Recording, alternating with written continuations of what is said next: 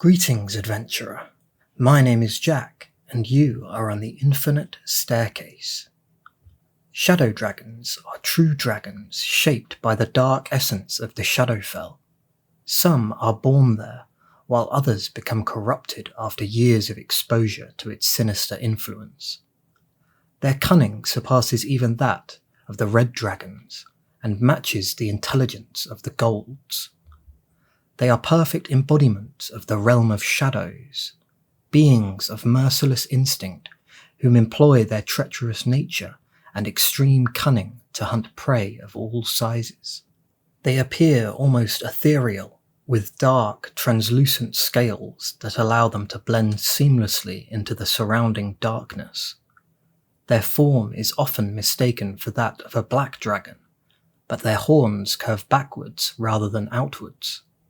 A row of spines extends along the back of their neck, and their powerful tail is tipped with a swimming fin. Most shadow dragons measure between 20 and 30 feet in length. Their eggs can be identified by a faint purple tinge when held before a strong white light, though this trait is often also seen in deep dragon and amethyst dragon eggs. Shadow dragons are physically weaker than other dragons, even at the Great Worm stage. In terms of raw strength, they rank below even white dragons, the weakest of the chromatic. They make up for their lack of strength with near-perfect stealth and otherworldly speed. They have a frightful presence like other dragons, and are naturally adept at hiding, sneaking, and jumping. While they are not particularly fast in the air, they can move with surprising speed whilst grounded. Their senses are as sharp as any true dragon's.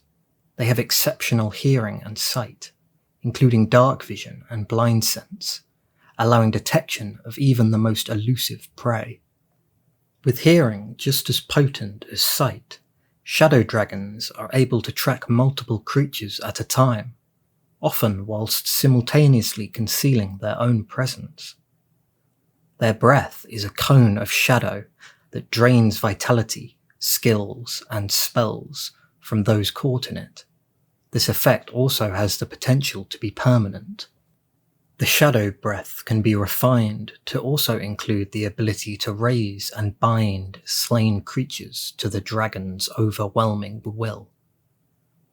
As they age, shadow dragons develop powerful magical abilities to enhance their stealth and mobility. They can merge with shadows, even in well-lit areas, and gain access to spells such as Mirror Image, Dimension Door, Non-Detection, and Shadow Walk. At the Great Worm stage, they can fill a massive area, up to 100 yards or 90 meters in radius, with impenetrable darkness. This darkness cannot be dispelled by light, magical or otherwise, leaving most creatures blind while the shadow dragon remains unaffected. Because they are innately stealthy creatures, they are also extremely patient when it comes to hunting, preferring to stalk their prey from the shadows. They use their natural ability to blend into darkness to confuse and disorient their enemies just before striking. In extended combat, they fight much like other true dragons, using their claws, teeth, wings, tail, and breath weapon to overwhelm opponents. They are easily capable of crushing smaller enemies beneath their weight, and sweeping entire groups aside with their tail. Their natural defenses are formidable. Shadow dragons possess strong resistance to spells and non-magical attacks. This resistance increases as they age. Their scales, already exceptionally hard among dragons, grow even tougher over time, and they are also completely immune to poison and necrotic damage, as well as life-draining effects, making them even harder to weaken via subterfuge. This means they are often fought at their full strength. These nightmares of shadow dwell in the darkest corners of Ki-Rin. They have been sighted in the Frost Hills and the Thunder Peaks, with some making their lairs in the Dragon Eyrie. They also stalk the twisting caverns of the Underdark, particularly the Middle Dark and Lower Dark. They prefer to settle at depths of at least 10 miles below the surface, where the ties to the plane of shadows are stronger, allowing them to draw power from the surrounding darkness. Favoured by the drow god Veyron, shadow dragons are sometimes sent to aid his followers in battle.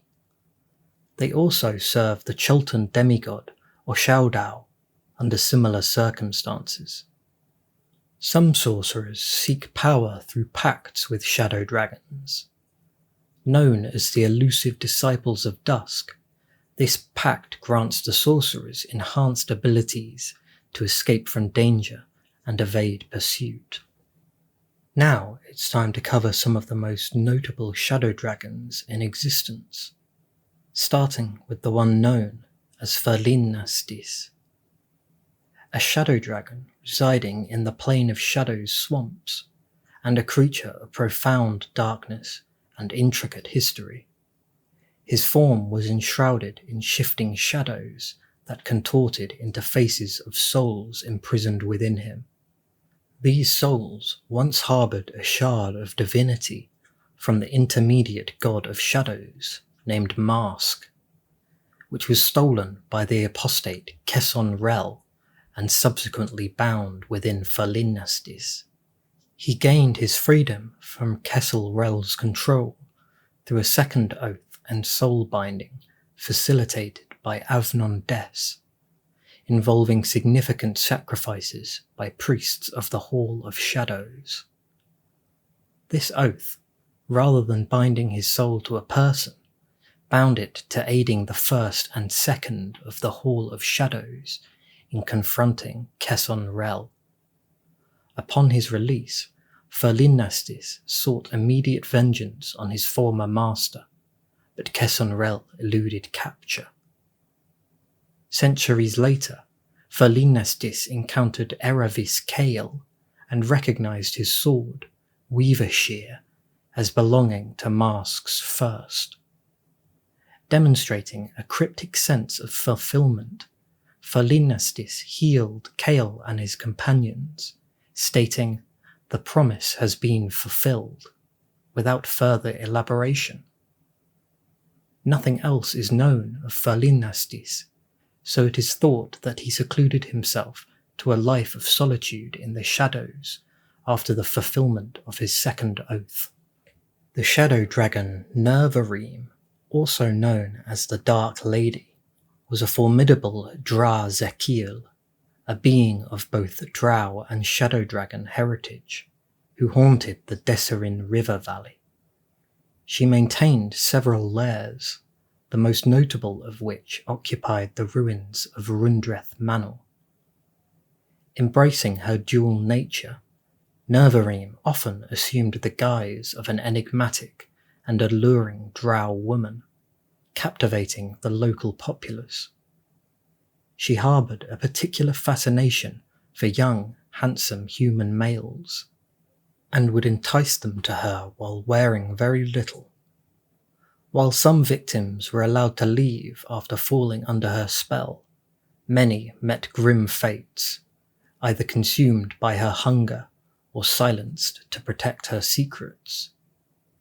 Nervarim was born in 1241 DR in captivity of the powerful shape-changers known as the Malorgrims. Sometime during the years between her birth and 1304 DR, she escaped and was found terrorizing regions southeast of Trebor, where she defeated multiple dragons and wyverns. In 1373 DR, during the Rage of Dragons, Nervarim attacked the village of Uluvin and later assisted rebels in Yartar by ousting oppressive leaders. By 1491 DR, she declined an alliance with elemental cultists, preferring solitude and maintaining her elusive presence in the region.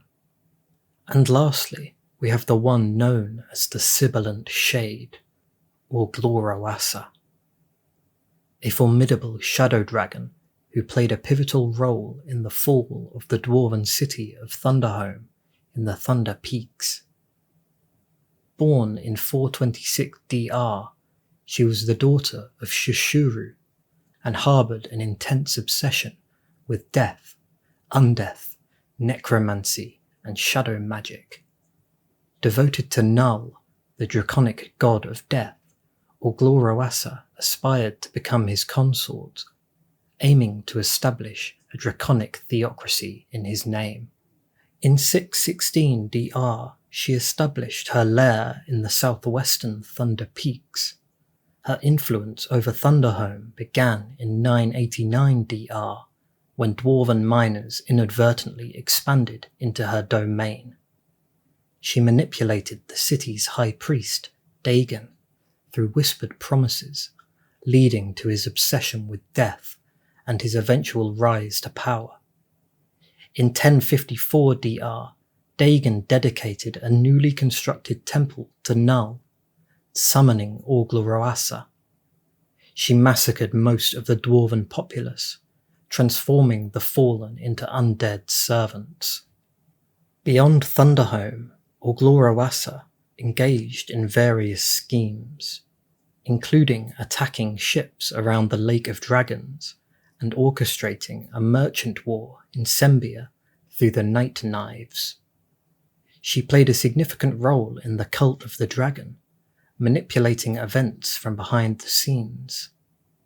Her transformation into a Draco-Lich in 1322 DR further solidified her power, allowing her to continue her dark pursuits with a renewed fervour. I hope the knowledge you gained here aids you on your travels, and if you liked your time here, I've left a box for feedback near the door, along with a handy device to alert you when I'm ready to discuss our next creature.